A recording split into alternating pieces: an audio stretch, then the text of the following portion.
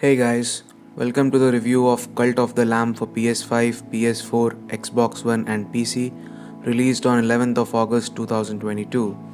But before we start, I would like to request you to subscribe to our channel for more. Cult of the Lamb is a fantastic mix of cute and fiendish, blending together the roguelike and farm simulation genres to make one of this year's best games. The roguelike genre experienced its mainstream moment in 2020 with the release of Hades, a game that relied on equal parts skill and finding those broken combos of bonuses and buffs to bully bosses into submission. One of the underdeveloped parts of Hades involved the redevelopment of the underworld itself, which added passive bonuses and furthered the story between Zagreus and various NPCs. If you loved Hades but wanted more of that base management aspect, Cult of the Lamb is the perfect game for you.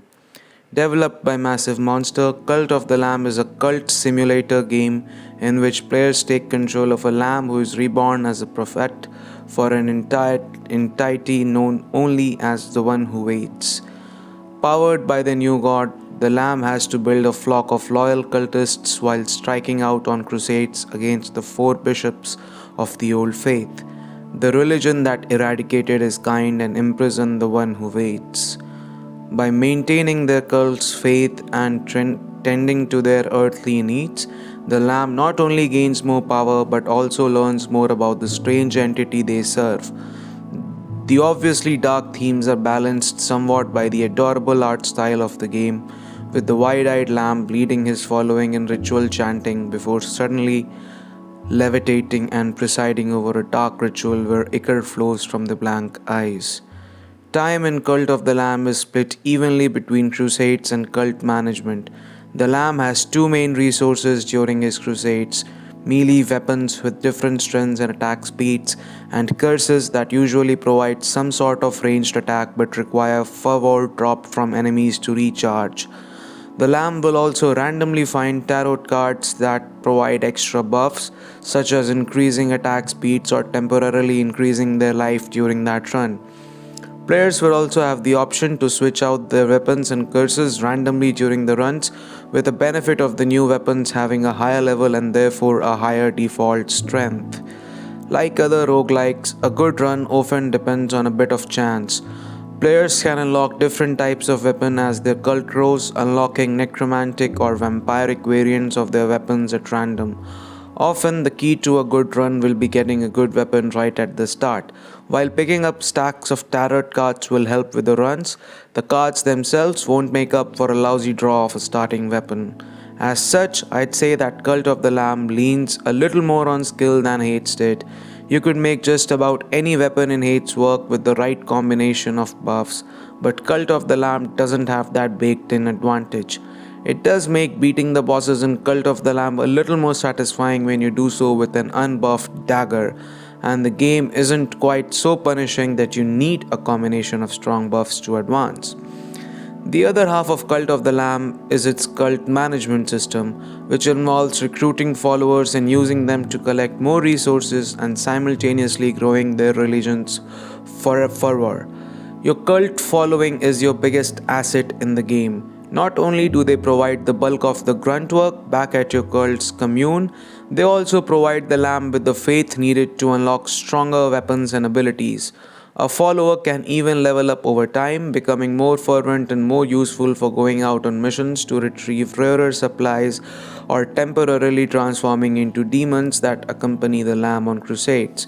There's a lot of work that goes into keeping your cult happy. Daily sermons must be delivered, meals must be made, and vomit and poop need to be cleaned up lest disease run rampant. Followers will also deliver random quests which range from collecting supplies from a specific area to pranking other follower by feeding them a bowl of poop. If the cult's faith grows too low, dissent will start to foment, which will require either forcible re-education to stamp out dissenters or a good old-fashioned murder to silence doubters permanently. Players also have a variety of rituals they can use to keep their followers happy, ranging from taking followers as spouses to brainwashing followers using mushrooms to ritually sacrificing followers to gain new powers. It'd be easy to call Cult of the Lamb a game of contrasting ideas and mechanics that work well together, but I feel that it finds complementary ideas and mechanics that pair well together. The farm management mechanics are a much needed change of pace from the fast paced roguelike combat, bringing a reprieve from the dark themes of chained gods and betrayal. It's a game that acknowledges the power of religion while simultaneously criticizing it by using satire to show the strengths and dangers of blind faith. The cute art style takes the edge off of the game's dark theme, but at the same time enhances the horror when the Lamb's followers are used as unwilling pawns or as willing sacrifices to dark entities. Cult of the Lamb has the potential to be one of the next big indie hits. The cute art style, in comparison to Hades and Animal Crossing New Horizons, will draw potential players in, but the game truly stands alone as its own experience with an intriguing story, a haunting score, and a world that grows more and more alive the longer you stay in it. The blend of gameplay styles also addresses some of the criticisms of both the roguelike genre and the farm management genres. Runs are deliberately shorter so players can spend more time at the homestead, but the homestead isn't so much of a resource saying that players will feel they need to spend all their time cleaning up their camp instead of killing enemy cultists.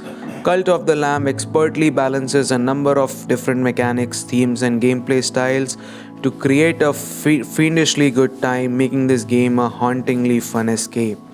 Now, to summarize, I would like to say that this game is a 5 out of 5 for me and it hits the spot.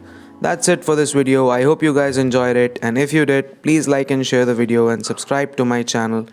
I'll see you guys in the next video. Until then, keep gaming.